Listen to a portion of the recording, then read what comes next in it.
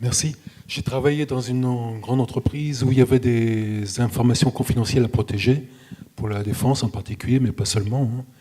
C'était le groupe Airbus en fait. Et on avait un réseau intranet complètement déconnecté avec les machines. Il y avait des machines intranet et des machines internet. C'était donc, il y avait une étanchéité entre les deux réseaux. Est-ce qu'on ne pourrait pas imaginer la même solution technique pour les collectivités locales ?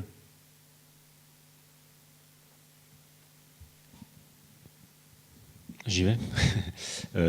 En fait, oui, on peut toujours essayer de déconnecter les réseaux le plus possible en fait entre eux. En fait, tout à l'heure le major parlait de réseaux à plat.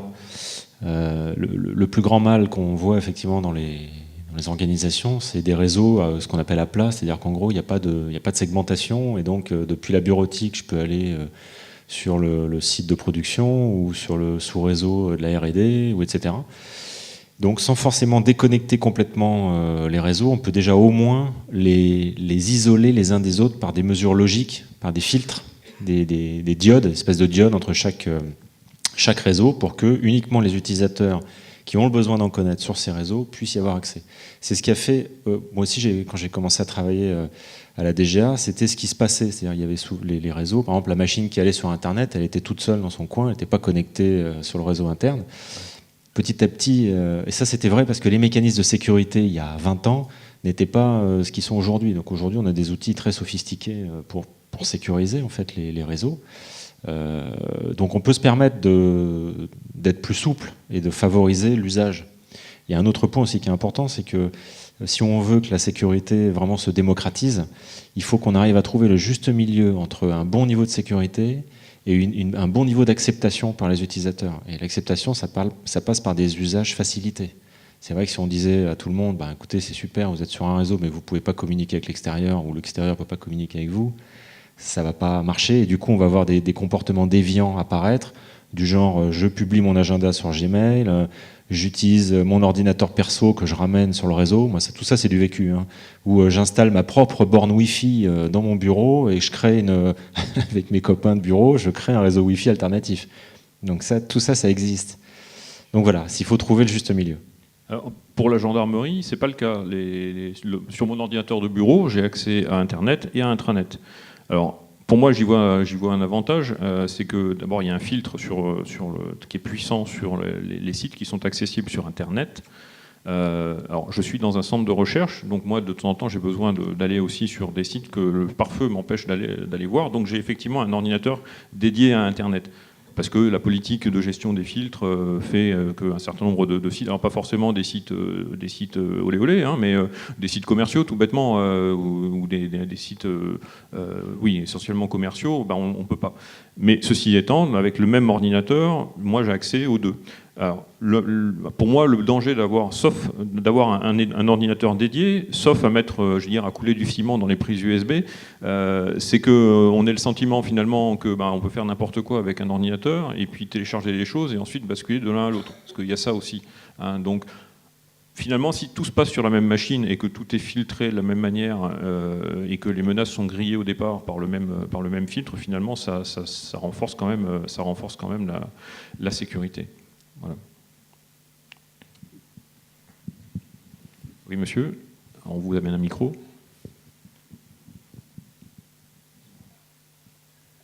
Oui, l'association Glen Noël Enfance Maltraitée, voilà. Monsieur Troilic connaît bien la situation. Nous avons été victimes d'une cyberattaque ransomware le 5 novembre dernier. Sur la partie technique, je ne m'étale pas là-dessus. Par contre, certains nous ont dit qu'il faut déposer plainte à la gendarmerie. Alors j'ai donc contacté la gendarmerie de notre secteur qui a refusé de prendre la plainte. Voilà, malgré 2 appels, le gendarme concerné refuse de prendre la plainte. Et la deuxième question, voilà, je me suis laissé dire que matière de sécurité, il suffit de débrancher la Livebox un quart d'heure et alors on change l'adresse IP. Est-ce que c'est vrai ? Pas toujours. Bon, en tous les cas, merci de votre question. Et je suis désolé en fait de ce qui vous arrive parce que c'est un comportement anormal. On doit recevoir cette plainte. C'est pas normal qu'on vous rejette. Par contre, il y a également des explications derrière tout ça. C'est qu'à un moment donné, effectivement, votre plainte par la problématique en fait des recherches à mettre en place, eh bien souvent vous avez un classement sans suite. Et finalement, à chaque fois qu'on a ce genre d'information, eh bien on la répercute aux personnes et c'est traduit à la fin par « il ne faut pas déposer plainte ». Alors qu'il ne faut surtout pas avoir cette idée-là, parce que tous les éléments que vous avez à nous confier vont nous permettre, à un moment donné, à la collation de l'ensemble de ces plaintes, de réagir. Parfois, c'est par voie diplomatique, parce qu'on est sur Internet, donc ce n'est pas obligatoirement dans notre pays. Donc la loi française ne va pas être opérable dans le pays où on doit aller. Par contre, la diplomatie, elle peut. Et si on peut également pousser l'information, ça c'est déjà un plus. Après, eh bien pour les ransomware, comme vous l'a dit Monsieur Paget, eh bien vous avez des portefeuilles Bitcoin qui sont créés pour l'occasion, pour payer la rançon. Il faut savoir que l'avantage de ces paiements, eh bien, c'est qu'ils sont supportés par un registre qui s'appelle la blockchain et qui nous permet justement de tracer l'ensemble des paiements. C'est pour ça qu'on est en mesure de vous dire, eh bien, ce ransomware-là, il a rapporté tant. Parce que, eh bien, on fait l'agrégation de l'ensemble des portefeuilles, parce que l'avantage de la blockchain, c'est qu'on est capable de récupérer l'ensemble des transactions. C'est pour ça que c'est un indice de confiance fort. Par contre, on ne sait pas qui c'est qui a payé, et on ne sait pas, malheureusement, qui est à l'autre bout au niveau de la destination. Quoiqu'à un moment donné, il faut bien revenir sur de l'argent sonnant et trébuchant. Donc c'est peut-être que là que l'on a un travail. Mais par contre, si il nous manque des plaintes, si on n'a pas l'ensemble de ces petits bouts de puzzle, eh bien on ne pourra jamais monter le dossier. À l'heure actuelle, nous avons 2 enquêtes judiciaires au niveau national qui traitent du ransomware. Donc il est important de refaire remonter toutes les informations liées justement aux demandes de rançon, parce que c'est grâce à ces éléments-là qu'on va pouvoir remonter. Alors si réellement vous vous sentez confronté, parce que la brigade, vous avez un refus total, vous avez déjà toujours l'opportunité d'écrire au procureur, ou autrement de demander l'enquêteur en cybercriminalité du département. Vous en avez au moins un par département, ça j'en suis sûr. Donc, essayez de le solliciter, ou un correspondant en nouvelles technologies qui saura mieux accueillir cet élément-là. Mais voilà, il faut au moins... Mais préparez-vous. Si vous voulez que ce soit très rapide, vous faites une petite lettre avec l'ensemble des informations, vous joignez le mail plus les éléments que vous avez recueillis sur la demande de rançon, et ça, vous pouvez venir directement avec à la brigade, et puis dans ces cas-là, vous n'avez qu'à faire un simple dépôt de plainte pour cet élément-là. Voilà, on va prendre une dernière question, et puis après, vous ferez votre petite démonstration. Il y avait le monsieur là-haut qui était... Oui, effectivement, dans beaucoup de cas, si vous débranchez un certain temps, c'est comme le fût du canon, ça, un certain temps la Livebox, vous n'êtes pas sûr de récupérer la même adresse IP. Je vous dirais plutôt ça.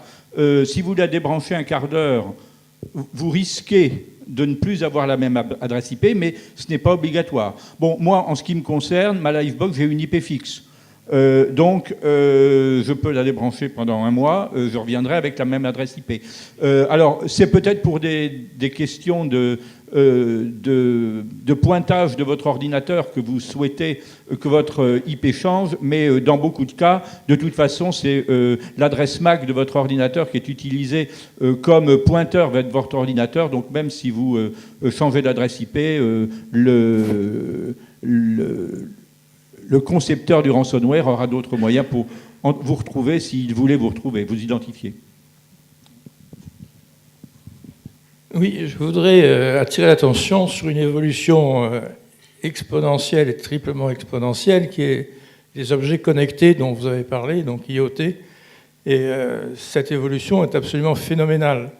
Et comme vous étiez chez McAfee, j'ai vu ce rapport de McAfee qui prétend que les menaces vont accélérer dans une proportion absolument indescriptible en face de cette évolution des objets connectés. Voilà, donc cette menace, comment la considérez-vous? Est-ce que c'est un risque de fin de notre civilisation? C'est ce que disait McAfee. Non, pas du tout. Je suis d'autant plus à l'aise pour vous dire ça que que la société s'appelle McAfee ou qu'elle ait un autre nom, c'est vrai, il faut quand même toujours faire attention aux messages que les services de communication de ces sociétés font passer. Quoi qu'il en soit, c'est vrai que les objets connectés vont être une nouvelle cible pour les cybercriminels. Comme je vous l'ai dit, on a vu déjà quelques ransomware sur les télévisions. On en verra sans aucun doute sur les automobiles. Et tous les objets connectés, oui, à un moment ou à un autre, risquent d'être touchés. On a vu aussi un certain nombre d'attaques qui sont passées au travers d'objets connectés. Donc oui, c'est une nouvelle porte d'entrée, mais je ne pense pas que, même si on a cru le voir cette année avec l'attaque avec le botnet avec le botnet Mirai, qui utilisait donc des objets connectés pour tenter, entre guillemets, de faire tomber Internet. Internet est toujours là, mais oui, c'est une nouvelle porte d'entrée pour les cybercriminels. Alors, hygiène informatique, un certain nombre d'objets connectés ont un mot de passe qui est intégré dedans. Alors, par construction, il est 2000 ou 1111 ou ce genre de choses. Je veux dire, peut-être que la première des choses à faire, c'est de mettre un vrai mot de passe quand on active son appareil. Sauf que la plupart des gens sont très pressés. Ils cliquent oui au fur et à mesure que les fenêtres s'ouvrent pour accéder rapidement à leur nouveau joujou et oublient de traiter la question sécurité. Donc oui, les objets connectés, ça peut être des portes d'accès, mais en général, ou pour certains d'entre eux, ils sont prévus aussi pour être protégés par un code d'accès. Donc hygiène informatique, ça fait partie aussi de votre travail quand vous offrez votre Barbie connectée à votre enfant, de s'assurer que, par ailleurs, elle est protégée. Oui, je peux juste rajouter une chose, c'est que si on veut avoir de la sécurité, il faut que ça soit pris dès la conception, dès le départ, sinon il sera trop tard, malheureusement, et c'est toutes les preuves à l'heure actuelle qui sont passées. Donc ce que je vous ai montré ici, en fait, c'est un portail captif, alors rien de spectaculaire, on en a parlé tout à l'heure depuis un téléphone portable, simplement que là, je me suis amusé à le faire sur les composants d'objets connectés, tant qu'à faire. Donc le petit composant qui est ici, c'est le portail captif qui récupère de l'information depuis ce matin. Alors ce matin, j'ai ramassé 1 millier de trames DNS qui sont passées pour requêter sur Internet. Là, il y a marqué 1400 et on est à 2500 là. J'ai vu qu'il y avait des gens qui avaient essayé de se connecter sur ce portail captif. Le portail captif, c'est quoi ? Ici, c'est une porte que j'ai mis ici, que j'ai appelée Cher Cyber. Donc ça a attiré bien sûr automatiquement du monde, puisque c'est dit, c'est clair, si c'est la Cher Cyber. Et là, tous vos téléphones qui sont malheureusement connectés directement en Wi-Fi, vont se connecter sur ce portail ouvert, puisque là, il est dispo. Donc, tout de suite, j'ai une porte d'entrée. Et lui, un téléphone, par défaut, il vous envoie 10 à 15 trames, parce que vous avez plein d'outils communicants dans votre téléphone.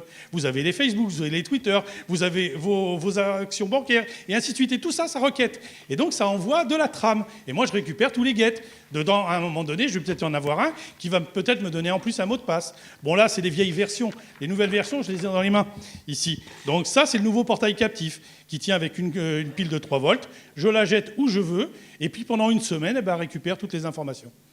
Donc, effectivement, c'est de l'usage déviant, là. Par contre, donc il faut y penser au moment de la construction de l'objet, qu'il va falloir donc protéger la mise en place de nos objets, mais tout en sachant que ces objets-là vont également avoir des usages déviants derrière tout ça. Voilà ce que je voulais vous dire. Voilà, écoutez, je vous remercie. Alors je remercie infiniment le Major Cranier, Monsieur Paget et Monsieur Troalic qui sont intervenus avec moi pour cette table ronde. Et puis je crois qu'il y a une pause.